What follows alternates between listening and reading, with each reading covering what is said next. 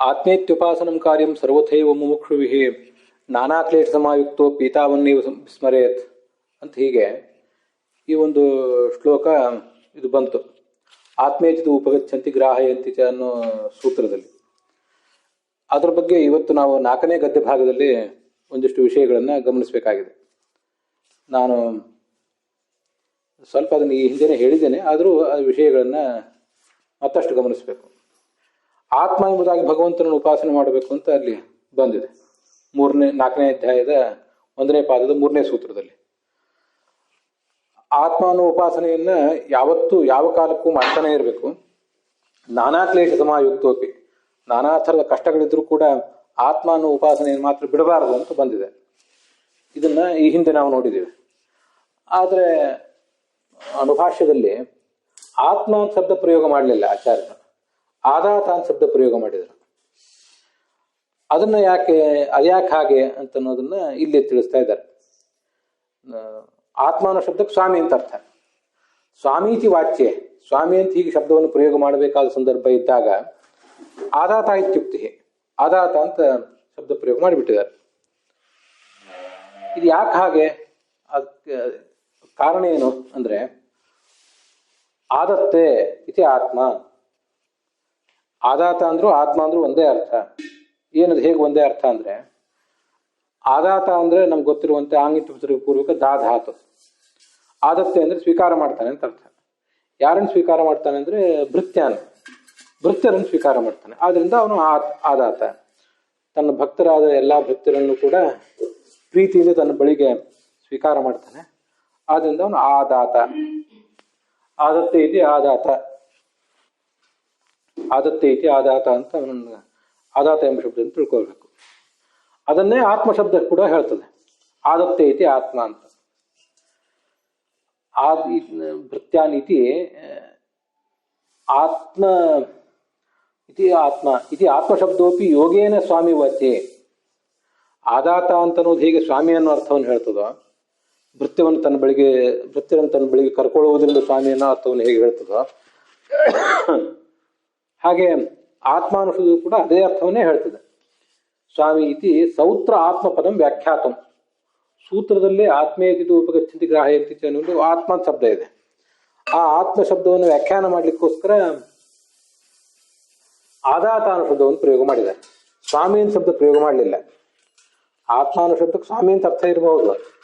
ಎಲ್ಲರೂ ಕೂಡ ಸ್ವಾಮಿ ಅಂತಲೇ ಭಗವಂತನ ಉಪಾಸನೆ ಮಾಡ್ಬೇಕಾದ ಕಡ್ಡಾಯ ಅಂತನೂ ಹೇಳಿ ಆಗಿದೆ, ಅದಿಲ್ಲ ಅಂತಲ್ಲ. ಆದರೂ ಸ್ವಾಮಿ ಅಂತಲೇ ಶಬ್ದ ಪ್ರಯೋಗ ಮಾಡಿದ್ರೆ ತನ್ನ ಬಳಿಗೆ ಭಕ್ತರನ್ನು ಕರ್ಕೋತಾನೆ ಅನ್ನೋ ಅರ್ಥ ಹೇಗೆ ಲಭ್ಯ ಆಗ್ತಿತ್ತು? ಅದು ಲಭ್ಯ ಆಗ್ತಿರ್ಲಿಲ್ಲ. ಅದಕ್ಕಾಗಿ ವಿಷ್ಣು ಬ್ರಹ್ಮ ತಥಾ ಆದಾತ ಅನ್ನೋದು ಹೀಗೆ ಪ್ರಯೋಗ ಮಾಡಿದ್ದಾರೆ. ಯಾಕೆಂದ್ರೆ ಅನುವ್ಯಾಖ್ಯಾನದಲ್ಲಿ ಆದಾನಾರ್ಥತ್ವ ತಶ್ಚಾಯಂ ಆತ್ಮಶಬ್ದ ಪತಿಂ ವದೇತ್. ಆತ್ಮಶಬ್ದ ಅನ್ನೋದು ಪತಿಯನ್ನು ಹೇಳ್ತದೆ. ಹೇಗೆ ಅಂದ್ರೆ, ಆದಾನಾರ್ಥತ್ವತಃ, ಆದಾನ ಸ್ವೀಕಾರ ಮಾಡುವವನು ಎಂಬ ಅರ್ಥ ಅದಕ್ಕಿರೋದ್ರಿಂದ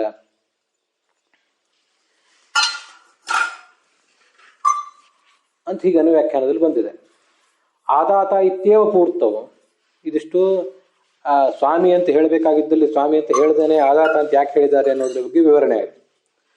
ವಿಷ್ಣು ಬ್ರಹ್ಮ ತಥಾ ಆದಾತ ಇತಿ ಏವಂ ಅಂತ, ಇತಿ ಅಂತ ಒಂದು ಏವಂ ಅಂತ ಒಂದು 2 ಸರಿ ಬಂದಿದೆ.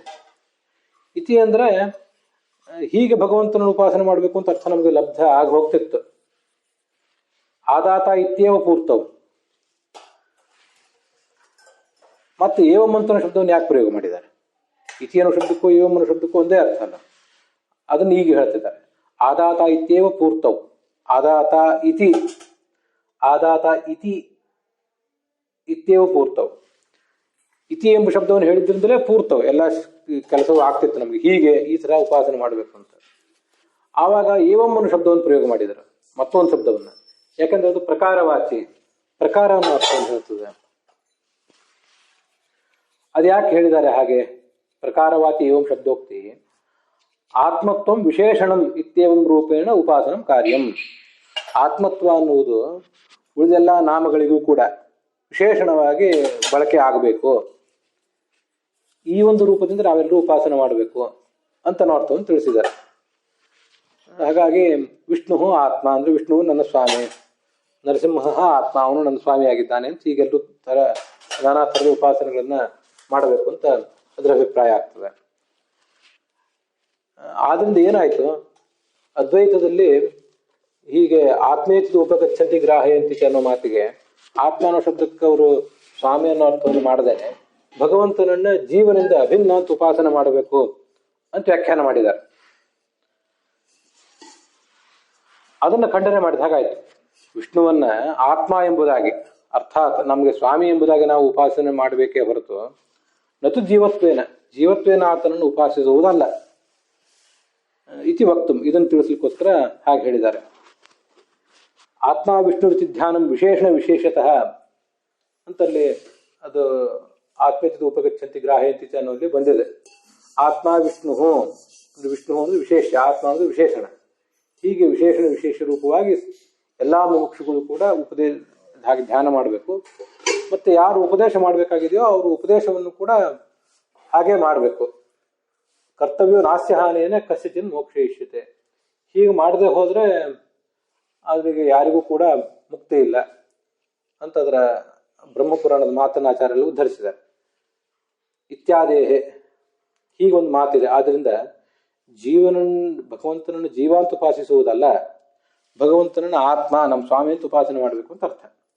ಆದ್ರಿಂದ ಅದ್ವೈತದ ನಿರಾಕರಣೆ ಆಯಿತು. ತೇನ ವಿಷ್ಣು ಆತ್ಮತಯ ಜೀವತ್ವೇನ ಉಪಾಸ್ಯ. ಆತ್ಮತಯ ಇತ್ಯಸ್ಯ ಅರ್ಥ ಜೀವತ್ವೇನ, ಭಗವಂತನನ್ನು ಆತ್ಮ ಎಂಬುದಾಗಿ ಅರ್ಥಾತ್ ಜೀವ ಎಂಬುದಾಗಿ ಉಪಾಸನೆ ಮಾಡಬೇಕು ಅಂತ ಏನು ಒಂದು ವದಂತಹ ಅದ್ವೈತಿ ಪ್ರಭೃತಯ ತೇ ಪರಾಸ್ತಾಹ ಅಂತ ಅದರ ತಾತ್ಪರ್ಯ.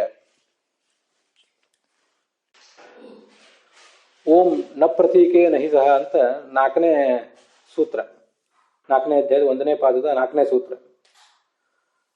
ಅಲ್ಲಿ ಏನು ವಿಷಯ ಬಂದಿದೆ ಅಂತ ಅನ್ನೋದನ್ನ ಆಚಾರ್ಯರು ಇಲ್ಲಿ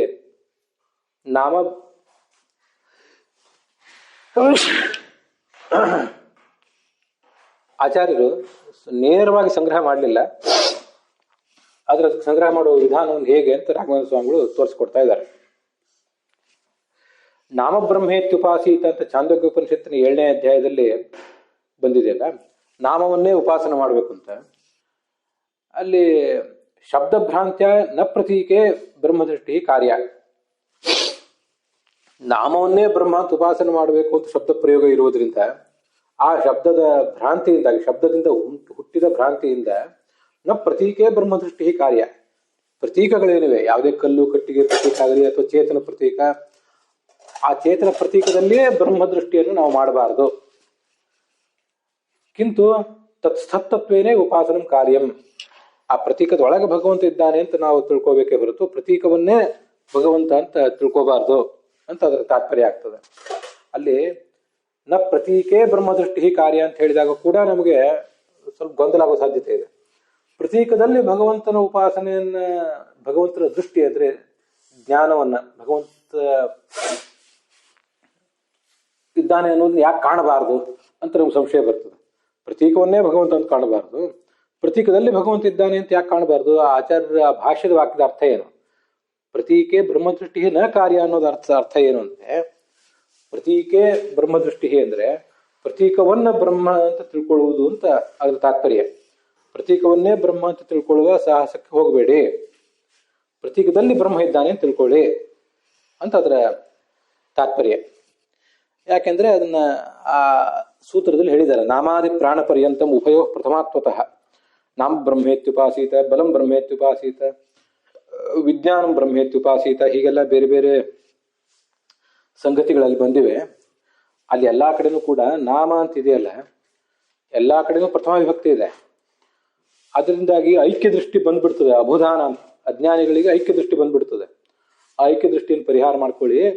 ನಾಮವನ್ನೇ ಬ್ರಹ್ಮ ಅಂತ ನೀವು ಉಪಾಸಿಸ್ಲಿಕ್ಕೆ ಹೋಗಬೇಡಿ, ಹೊರತು ನಾಮಾದಿ ಸ್ಥಿತಿರೇ ಮಾತ್ರ. ನಾಮ ವಿಜ್ಞಾನ ಬಲ ಆನ ಇತ್ಯಾದಿಗಳಲ್ಲಿ ಭಗವಂತ ಇದ್ದಾನೆ ಮಾತ್ರ, ಹೊರತು ಅವನೇ ಆಯಾ ಪ್ರತೀಕಗಳಲ್ಲ, ಆಯಾ ದೇವತೆಗಳಲ್ಲ ಅಂತ ಅದರ ಅಭಿಪ್ರಾಯ ಆಗ್ತದೆ. ನಾನೀಗ ಓದ್ತಿರೋದು ಇದೆಲ್ಲ ಬ್ರಹ್ಮಸೂತ್ರ ಭಾಷ್ಯದ ವಾಕ್ಯ. ಇದಾದ್ಮೇಲೆ ತತ್ವಮಂಜರಿ ವಾಕ್ಯ ಓದ್ತೇನೆ. ಸರ್ವಾರ್ಥ ಪ್ರಥಮ ಯಸ್ಮಾತ್ ಸಪ್ತಮ್ಯರ್ಥ ತಥೋಮತ ಅಂತ ಪ್ರಾಯ ಮಹಾವ್ಯಾಕರಣದ ಮಾತು. ಸಪ್ತಸು ಪ್ರಥಮ ಅಂತ ಇರೋದರಿಂದ ಪ್ರಥಮಾ ವಿಭಕ್ತಿಯು ಎಲ್ಲ ಅರ್ಥಗಳಲ್ಲಿಯೂ ನಮಗೆ ಗ್ರಾಹ್ಯ ಆಗ್ತದೆ. ಆದ್ದರಿಂದ ನಾಮಬ್ರಹ್ಮೇತ್ಯುಪಾಸೀತ ಅಂದರೆ ನಾಮದಲ್ಲಿ ಭಗವಂತನನ್ನು ಉಪಾಸನೆ ಮಾಡಬೇಕು ಅನ್ನೋ ಅರ್ಥ ನಮಗೆ ತಿಳಿಯುತ್ತದೆ. ಇಷ್ಟು ಬಂದಿದೆ ಅಲ್ಲಿ ವಿಷಯ.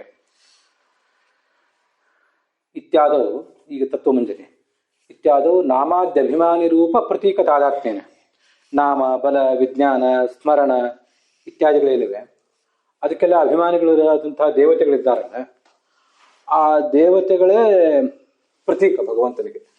ಆ ಪ್ರತೀಕ ತಾದಾತ್ಮ್ಯನ ಉಪಾಸನೆಯನ್ನು ಮಾಡಬೇಕು ಅಂತ ಒಂದು ವಿಷಯ ಪ್ರಸ್ತುತ ಆಯಿತು ಆ ಪ್ರಥಮ ವಿಭಕ್ತಿಯನ್ನು ನೋಡಿದಾಗ. ಅದನ್ನ ಅಪಾಕರಣೆ ಮಾಡ್ಲಿಕ್ಕಾಗಿ ಹಾಗೆ ಮಾಡಬಾರ್ದು ನೀವು ಅಂತ ಅಪಾಕರಣ ಮಾಡ್ಲಿಕ್ಕೋಸ್ಕರ ಈ ಒಂದು ಸೂತ್ರ ಹೊರಟಿದೆ. ನಾವೀಗ ನೋಡ್ತಾ ಇರುವಂತ ಸೂತ್ರ ಹೊರಟಿದೆ. ನ ಪ್ರತೀಕೆ ನಹಿ ಸಹ ಅಂತ ಹೀಗೆ ಆ ಸೂತ್ರ ಹೊರಟಿದೆ. ಅದರ ಅರ್ಥವನ್ನು ಆಚಾರ್ಯರು ಸಂಗ್ರಹ ಮಾಡಿದ್ದಾರೆ. ಹೇಗೆ ಸಂಗ್ರಹ ಮಾಡಿದ್ದಾರೆ ಅಂತಂದ್ರೆ, ವಿಷ್ಣು ಬ್ರಹ್ಮ ತಥಾದಾತೆ ತ್ಯೇವಂ ನಿತ್ಯ ಉಪಾಸನಂ ಅಂತ ಬಂದಿದೆಯಲ್ಲ, ವಿಷ್ಣು ಆದಾತ ಇತ್ಯನಂತರಂ ವಿಷ್ಣು ನಾಮಾದೌ ಇತ್ಯಸ್ಯ ಅಭಿಪ್ರೇತತ್ವೇನ, ವಿಷ್ಣುವು ಆದಾತ ಆಗಿದ್ದಾನೆ ಬ್ರಹ್ಮನಾಗಿದ್ದಾನೆ ಅಂತ ಉಪಾಸನೆ ಮಾಡಬೇಕು ಅಂತ ಹೇಗೆ ಬಂದಿದೆಯೋ ಹಾಗೆ ಅವನು ನಾಮಾದಿಗಳಲ್ಲಿ ಇದ್ದಾನೆ ಅಂತ ಉಪಾಸನೆ ಮಾಡಬೇಕು ಅಂತನೂ ಒಂದು ಅಧ್ಯಾಹಾರ ನಾವು ಮಾಡ್ಕೊಳ್ಬೇಕು. ವಿಷ್ಣು ನಾಮಾದೌ ಇತ್ಯಸ್ಯ ಅಭಿಪ್ರೇತತ್ವೇನ, ವಿಷ್ಣು ನಾಮಾದಿಗಳಲ್ಲಿದ್ದಾನೆ ಎಂಬ ಅರ್ಥ ನಮಗೆ ಅಭಿಪ್ರೇತ ಆಗ್ತದೆ. ಆದ್ರಿಂದ ವಿಷ್ಣು ನಾಮಾದೌ ಇತ್ಯೇವಂ ನಿತ್ಯಂ ಉಪಾಸನಂ ಕಾರ್ಯಂ. ಅಲ್ಲಿ ಪ್ರಿಂಟ್ ತಪ್ಪಿದೆ, ವಿಷ್ಣು ನಾಮಾದವು ಅಂತ, ಹಾಗಲ್ಲ ವಿಷ್ಣು ನಾಮಾದವು ಅಂತ. ಹಿಂದೆ ಹೇಗೆ ವಿಷ್ಣು ನಾಮಾದವು ಅಂತಿದೆ, ಇಲ್ಲೂ ಹಾಗೆ ಮುಂದೂ ಕೂಡ ವಿಷ್ಣು ನಾಮಾದವು ಇತ್ಯೇವಂ ಹೀಗೇನೆ ನಿತ್ಯ ಉಪಾಸನಂ ಕಾರ್ಯಂ, ಹೀಗೇನೆ ನಿತ್ಯವೂ ಉಪಾಸನೆಯನ್ನು ಮಾಡಬೇಕೆ ಹೊರತು ನತು ವಿಷ್ಣು ನಾಮ, ವಿಷ್ಣುವೇ ನಾಮ ಎಂಬುದಾಗಿ ಮಾಡಬಾರ್ದು, ವಿಷ್ಣು ನಾಮಾದಿಗಳಲ್ಲಿ ಇದ್ದಾನೆ ಎಂಬುದಾಗಿ ಉಪಾಸನೆ ಮಾಡಬೇಕು ಅಂತ ಹೀಗೆ ವ್ಯಾಖ್ಯಾನ ಮಾಡ್ಕೊಳ್ಳಿಕ್ಕೆ ಸಾಧ್ಯ ಆಗ್ತದೆ. ವಿಷ್ಣುರು ಬ್ರಹ್ಮ ತಥಾದಾತೇತಿ ಏವಂ ಅಂತ ಅಲ್ಲೆಲ್ಲ ಏನು ಬಂದಿದೆ ಅಲ್ಲಿ ಈ ಇತಿ ಏವಂ ಇತ್ಯಾದಿ ಶಬ್ದಗಳಿಂದ ಈ ಒಂದು ಅರ್ಥವನ್ನು ಕೂಡ ನಾವು ಸಂಗ್ರಹಿಸಬಹುದಾಗ್ತದೆ. ಅಲ್ಲಿ ಇತ್ಯೇವಂ ಅಂತ ಎಂಬುದಾಗಿ ಇತಿ ಶಬ್ದ ಬಂದಿದೆಯಲ್ಲ, ಆ ಇತಿ ಎಂಬ ಶಬ್ದಕ್ಕೆ ಹೀಗೆ ಅಂತ ಅರ್ಥ, ಹಾಗೇನೆ ಪ್ರಭೃತಿ ಅಂತನೂ ಅರ್ಥ. ಅವ್ಯಯಗಳಿಗೆ ಅನೇಕ ಅರ್ಥಗಳಿರೋದ್ರಿಂದ ಪ್ರಭೃತಿ ಅಂತನೂ ಅರ್ಥ. ವಿಷ್ಣುವನ್ನ ಆದಾತ ಎಂಬುದಾಗಿ, ಬ್ರಹ್ಮ ಎಂಬುದಾಗಿ, ಮತ್ತೆ ವಿಷ್ಣುವನ್ನ ನಾಮದಲ್ಲಿ ಬಲದಲ್ಲಿ ವಿಜ್ಞಾನದಲ್ಲಿ ಉಪಾಸನೆ ಮಾಡಬೇಕು ಅಂತ ಇತಿ ಶಬ್ದಕ್ಕೆ ಪ್ರಭೃತಿ ಅನ್ನೋ ಅರ್ಥವನ್ನ ನಾವು ತಿಳ್ಕೋಬಹುದು. ಅದನ್ನ ಮುಂದೆ 6ನೇ ಗದ್ಯ ಭಾಗದಲ್ಲಿ ರಾಘವೇಂದ್ರ ಸ್ವಾಮಿಗಳು ಆದಾತ ಇತ್ಯನಂತರಂ ಇತಿ ಶಬ್ದಂ ಪ್ರಭೃತ್ಯರ್ಥಕಮಪಿ ವಾ ಸಮುಚ್ಚಯಾರ್ಥಂ ವಾ ವ್ಯಾಖ್ಯಾಯ ಅಂತ ಹೇಳಿದ್ದಾರೆ. ಅದು ಮುಂದಿನ ಪಾಠದಲ್ಲಿ ಬರ್ತದೆ. ಅಲ್ಲಿ ಇತಿ ಎಂಬ ಶಬ್ದಕ್ಕೆ ಪ್ರಭೃತಿ ಅನ್ನೋ ಅರ್ಥ ಇರೋದ್ರಿಂದ ಭಗವಂತನನ್ನು ಆತ್ಮ ಎಂಬುದಾಗಿ, ಬ್ರಹ್ಮ ಎಂಬುದಾಗಿ, ವಿಷ್ಣುವನ್ನ ನಾಮದಲ್ಲಿ ಬಲದಲ್ಲಿ ಶ್ರವ ಮತ್ತು ವಿಜ್ಞಾನದಲ್ಲಿ ಉಪಾಸನೆ ಮಾಡಬೇಕು ಅಂತ ಹೀಗೆ ಅಣುಭಾಷ್ಯ ಈ ನ ಪ್ರತೀಕೇನ ಹಿ ಸಹ ಅನ್ನೋದರ ಅರ್ಥವನ್ನು ಸಂಗ್ರಹಿಸಿದೆ ಅಂತ ನಾವು ತಿಳ್ಕೋಬಹುದಾಗಿದೆ. ನಾಮದಲ್ಲಿ ಅಂದ್ರೆ, ನಾಮ ಅಂದ್ರೆ ಭಗವಂತನ ನಾಮ. ಆ ನಾಮಕ್ಕೆ ಅಭಿಮಾನಿನಿಯಾದವಳು ಉಷಾ, ಅವಳನ್ನೇ ಪ್ರತೀಕವನ್ನಾಗಿ ಮಾಡಿಕೊಂಡು ಆ ಪ್ರತೀಕದಲ್ಲಿ ಭಗವಂತನ ಉಪಾಸನೆ ಮಾಡಬೇಕು ಹೊರತು ಆ ಪ್ರತೀಕವಾದ ಉಷಾದೇವಿಯನ್ನೇ ನಾಮ ಎಂಬುದಾಗಿ ಉಪಾಸನೆ ಮಾಡಬಾರದು ಅಂತ ಅದರ ತಾತ್ಪರ್ಯ ಆಗ್ತದೆ. ಇದು ನಾಮಾದವು ಅಂತ ಅನ್ನೋದಕ್ಕೆ ಅರ್ಥ. ಹೀಗೆ ವಿಷ್ಣುವಿನ ನಾಮಕ್ಕೆ ಉಷಾದೇವಿ ಅಭಿಮಾನಿಯಾಗಿದ್ದಾಳೆ. ಮುಂದೆ ವಿಜ್ಞಾನ ಬಲ ಸ್ಮರಣ ಹೀಗೆಲ್ಲ ಬೇರೆ ಬೇರೆ ಸಂಗತಿಗಳು ಬಂದಿವೆ. ಅದಕ್ಕೆಲ್ಲದಕ್ಕೂ ಕೂಡ ಯಾರ್ಯಾರು ಅಭಿಮಾನಿಗಳಿದ್ದಾರೆ ಆಯಾ ಅಭಿಮಾನಿ ದೇವತೆಗಳಲ್ಲಿ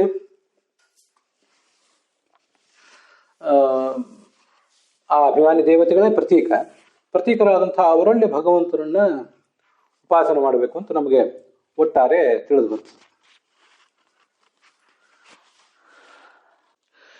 ಮುಖ್ಯ ಪ್ರಾಣನು ಭಗವಂತನಿಗೆ ಬಹಳ ದೊಡ್ಡ ಪ್ರತೀಕ. ಆದ್ರಿಂದ ಮುಖ್ಯ ಪ್ರಾಣ ಅಂತರ್ಗತ ಭಗವಂತನನ್ನು ಉಪಾಸನೆ ಮಾಡ್ತೇವೆ ನಾವೆಲ್ಲರೂ ಕೂಡ ಅಂತ ಅಲ್ಲಿ ವಿಷಯ ಬಂದಿದೆ. ಹಾಗಿರುವಾಗ ನಾಮ ಬಲ ಇತ್ಯಾದಿಗಳಲ್ಲಿ ಭಗವಂತನ ಉಪಾಸನೆ ಮಾಡಬೇಕಾದ್ದು ಯಾಕೆ ಬಂತು ಅಂತ ಒಂದು ಜಿಜ್ಞಾಸೆ ಬರಬಹುದು. ಅದಕ್ಕೆ ಈಗ ಉತ್ತರ ಭಗವನ್ ನಾಮವಿದೇವಾಸ್ಮಿನ್ನ ಅರ್ಥವಿತ್ತು. ಭಗವಂತನೇ ಸನತ್ ಕುಮಾರರ ಬಳಿಗೆ ನಾರದರು ಬಂದು ಹೇಳ್ತಾರೆ, ನಮಗೆ ಎಲ್ಲ ನಾಮಗಳು ಕೂಡ ಶಬ್ದಗಳು ಕೂಡ ಗೊತ್ತಿವೆ, ಆದ್ರೆ ಅರ್ಥ ಗೊತ್ತಿಲ್ಲ. ತದಹ ಮನುಷ್ಯೋಚ್ಚಾಗ ನನಗೆ ಬಹಳ ಅದರಿಂದ ದುಃಖ ಆಗ್ತಾ ಇದೆ ಅಂತ ಹೀಗೆ ಅವರು ಹೇಳಿಕ್ಕೆ ಶುರು ಮಾಡ್ತಾರೆ. ಅಲ್ಲಿ ಬಂದಿರೋ ವಿಷಯದಂತೆ ಈ ನಾಮಾಭಿಮಾನಿಯಾದಂಥ ಉಷಾಳಿಂದ ಪ್ರಾರಂಭ ಮಾಡಿಕೊಂಡು ಆಶಾ ಅಂದರೆ ಭಾರತೀ ದೇವಿ, ಅವಳ ಪತಿಯಾದಂಥ ಪ್ರಾಣ, ಅಲ್ಲಿವರೆಗೂ ಹೀಗೆ ಬಂದಿದೆ. ಆಶಾಯಾಹ ಪ್ರಾಣೋಭೂಯಾನ್ ಅಂತ ಕೊನೆಗೆ ಛಾಂದೋಗ್ಯ ಉಪನಿಷತ್ನಲ್ಲಿ. ಆದ್ರಿಂದ ಮುಖ್ಯ ಪ್ರಾಣ ಎಲ್ಲ ಕರ್ಮಗಳನ್ನು ಸಮರ್ಪಣೆ ಮಾಡುವಾಗ ಮುಖ್ಯ ಪ್ರಾಣ ಅಂತರ್ಗತ ಲಕ್ಷ್ಮೀನಾರಾಯಣ ಪ್ರೇರಣೆ, ಲಕ್ಷ್ಮೀನಾರಾಯಣ ಪ್ರೀತ್ಯರ್ಥ ಅಂತ ಮಾಡುವುದು ಸರಿ. ಅದಲ್ಲದೇನೆ ಎಲ್ಲ ದೇವತೆಗಳನ್ನು ಕೂಡ ಭಗವಂತನ ಪರಿವಾರಭೂತರಾದವರು ಅಂತ ಉಪಾಸನೆ ಮಾಡಬೇಕು ಅಂತ ಬಂದಿದೆಯಲ್ಲ, ಆದ್ರಿಂದ ಆ ಉಪಾಸನೆಯು ಕೂಡ ಬೇಕು. ಉಪನಿಷತ್ನಲ್ಲಿ ಹಾಗೆ ಬಂದಿದೆ. ಅದು ಪ್ರತಿನಿತ್ಯ ನಾವು ಕರ್ಮಗಳನ್ನು ಮಾಡುವಾಗೆಲ್ಲ ನಾಮ ಇತ್ಯಾದಿ ಎಲ್ಲವನ್ನೂ ಮಾಡಬೇಕು ಅಂತಲ್ಲ. ಆದರೆ ನಮ್ಮ ಜೀವಮಾನದಲ್ಲಿ ಅನೇಕ ಬಾರಿ ಬೇರೆ ಬೇರೆ ದೇವತೆಗಳನ್ನು ಕೂಡ ಆರಾಧನೆ ಮಾಡೋ ಪ್ರಸಂಗ ಬರ್ತದಲ್ಲ. ಬಂದಾಗೆಲ್ಲ ಹೇಗೆ ಮಾಡಬೇಕು, ಅವರು ಯಾವ್ದಾವ್ದಕ್ಕೆ ಅಭಿಮಾನಿಗಳು ಅಂತ ತಿಳ್ಕೋಬೇಕು, ಮತ್ತು ಅವರನ್ನು ಭಗವಂತನಿಗೆ ಪ್ರತೀಕ ಅಂತ ತಿಳ್ಕೋಬೇಕು, ಹೊರತು ಅವರೇ ಭಗವಂತ ಅಂತ ತಿಳ್ಕೊಳ್ಬಾರ್ದು ಅಂತ ಇಷ್ಟು ತಾತ್ಪರ್ಯ ಆಗ್ತದೆ. ಮುಖ್ಯ ಪ್ರಾಣದಲ್ಲಿ ಉಪಾಸನೆ ಹೌದು, ಆದರೆ ಬೇರೆ ದೇವತೆಗಳಿಗೆ ನಮಸ್ಕಾರ ಮಾಡೋ ಪ್ರಸಂಗ, ಅವರ ಜಪ ಮಾಡೋ ಪ್ರಸಂಗ ಇತ್ಯಾದಿಗಳು ಬರ್ತಿರ್ತಾವಲ್ಲ, ಅಲ್ಲಿ ನಾವು ತಾಳಬೇಕಾದ ದೃಷ್ಟಿಕೋನ ಹೇಳ್ತಿದ್ದಾರೆ. ಮತ್ತು ಅವ್ರು ಯಾವ್ದಾವ್ದಕ್ಕೆ ಅಭಿಮಾನಿಗಳು ಅಂತ ಅನ್ನೋದನ್ನು ತಿಳ್ಕೋಬೇಕು ಅಂತ ಹೇಳ್ತಾ ಇದ್ದಾರೆ. ಹಾಗಾದ್ರೆ ನಾವು ಹೇಗೆ ಉಪಾಸನೆ ಮಾಡಬೇಕು ಅಂತ ನಮಗೊಂದು ಪ್ರಶ್ನೆ ಬರ್ತದೆ. ಈ ಎಲ್ಲ 7-8 ಪ್ರತೀಕಗಳನ್ನು ಛಾಂದೋಗ್ಯ ಉಪನಿಷತ್ನಲ್ಲಿ ಹೇಳಿದಾರಲ್ಲ, ಅದೆಲ್ಲವನ್ನು ಕೂಡ ನಾವು ಪ್ರತಿಯೊಂದು ಕ್ಷಣದಲ್ಲೂ 7-8 ಎಲ್ಲವನ್ನೂ ಕೂಡ ಹೇಳಬೇಕಾ ಅಂತ. ಹಾಗಲ್ಲ. ನಾಮಾಭಿಮಾನಿನಿ ಆದಂತಹ ಉಷಾದೇವಿ ನಾಮಾಭಿಮಾನಿ ಉಷಾ ಅಂತರ್ಗತ ಭಾರತೀಯ ಮುಖ್ಯ ಪ್ರಾಣಾಂತರ್ಗತ ಲಕ್ಷ್ಮೀನಾರಾಯಣ ಪ್ರೇರಣೆ, ಲಕ್ಷ್ಮೀನಾರಾಯಣ ಪ್ರೀತ್ಯರ್ಥಂ ನಾಮತ್ರಯ ಜಪಂ ಕರಿಷ್ಯೆ ಇತ್ಯಾದಿ ರೂಪವಾಗಿ ಮಾಡಬಹುದು. ಅಥವಾ ಅದನ್ನು ಬಿಟ್ಟು ವಿಜ್ಞಾನ ಅಥವಾ ಬಲ ಎಲ್ಲ, ವರುಣ, ಸಂಕಲ್ಪ, ಮಿತ್ರ, ಹೀಗೆಲ್ಲ ಬೇರೆ ಬೇರೆ ಬಂದಿದೆ. ಯಾವುದೋ ಒಂದು ನಿರ್ದಿಷ್ಟ ಕೆಲಸ ಮಾಡುವಾಗ ಇವ್ರನ್ನೆಲ್ಲ ಸ್ಮರಣೆ ಮಾಡ್ಕೋಬೇಕು ಅಂತ ಅದ್ರ ತಾತ್ಪರ್ಯ. ನಮಗೆ ನಿತ್ಯ ಭಗವಂತ ನಾಮಸ್ಮರಣವನ್ನು ಮಾಡಬೇಕು ಅಂತ ಎಲ್ರಿಗೂ ಗೊತ್ತಿದೆ. ಆದರೆ ನಾಮಸ್ಮರಣವನ್ನು ಹೇಗೆ ಮಾಡಬೇಕು, ಆ ನಾಮದ ಅಭಿಮಾನಿನಿ ಯಾರು, ನಾಮವನ್ನು ನಮ್ಮ ಕೈಯಿಂದ ಚೆನ್ನಾಗಿ ನುಡಿಸುವವರಲ್ಲಿ ಆ ಉಷಾದ ಪಾತ್ರ ತುಂಬ ದೊಡ್ಡದಿದೆ. ಸಂಕಲ್ಪಾಭಿಮಾನಿ, ವಿಜ್ಞಾನದ ಅಭಿಮಾನಿ, ಸ್ಥಿರವಾದ ಸ್ಮರಣೆಗೆ ರುದ್ರ ಅಭಿಮಾನಿ ಅಂತೀಗೆಲ್ಲ ಬಂದಿದೆ. ಅಸ್ಥಿರವಾದ ಸ್ಮರಣೆಗೊಬ್ಬ ಅಭಿಮಾನಿ ಅಂತೀಗೆಲ್ಲ ಅಲ್ಲಿ ಬೇರೆ ಬೇರೆ ಥರದ ವಿಷಯಗಳು ಬಂದಿವೆ.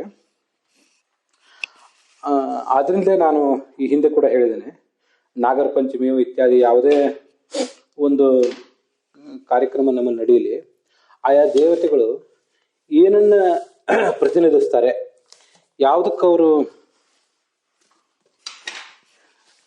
ಕಾರಣರಾಗಿದ್ದಾರೆ, ಅವರು ನಮ್ಮ ಜೀವಮಾನದ ಸಾಧನೆಯಲ್ಲಿ ಅವ್ರ ಪಾತ್ರ ಏನು ಅನ್ನೋದನ್ನೆಲ್ಲ ನಾವು ತಿಳಿದು ಮಾಡಬೇಕು. ಹಾಗೆ ತಿಳಿದು ಮಾಡಿದಾಗ ವಿಶೇಷ ಫಲ ಇದೆ ಅನ್ನೋದನ್ನ ಇದು ತೋರಿಸ್ತದೆ. ಆದರೆ ಅಲ್ಲಿರುವುದೆಲ್ಲ 7-8 ಎಲ್ಲವನ್ನೂ ಕೂಡ ಸಾಲು ಸಾಲಾಗಿ ನಾವು ನೆನಪು ಮಾಡ್ಕೋಬೇಕು ಅಂತ ಅದ್ರ ಅಭಿಪ್ರಾಯ ಅಲ್ಲ. ನಾಮಾಭಿಮಾನಿ ಉಷಾಂತರ್ಗತ ಒಂದು, ಅದೇ ಥರ ಸ್ಥಿರಸ್ಮರಣಾಭಿಮಾನಿ ರುದ್ರಾಂತರ್ಗತ ಭಾರತೀಯ ಮುಖ್ಯ ಪ್ರಾಣಾಂತರ್ಗತ ಅಂತ ಹೀಗೆ ರುದ್ರಂದು, ಈ ಥರ ಒಂದೊಂದನ್ನೇ ನಾವು ಅರ್ಥ ಮಾಡ್ಕೋಬಹುದು.